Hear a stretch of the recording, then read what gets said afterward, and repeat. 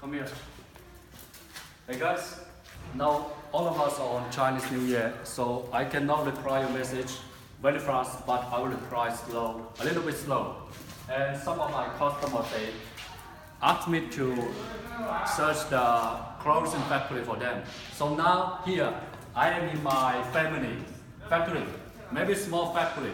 They are producing the clothing, underwear for some customers. So if you have any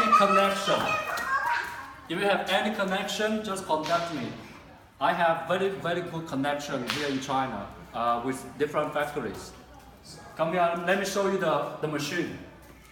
This type of machine, this one. And we have machine, if you have orders, I remember, make sure it's big orders because I cannot accept small orders for this type of item.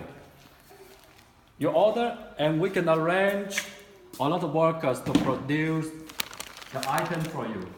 This one. So this is just one part of my connection here.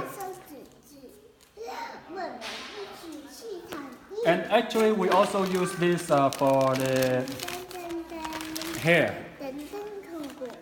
We can get the machine to produce the hair. This one. If you have been to the hair factory, you will see it's very similar. Not exactly the same, but very similar machine to produce the hair.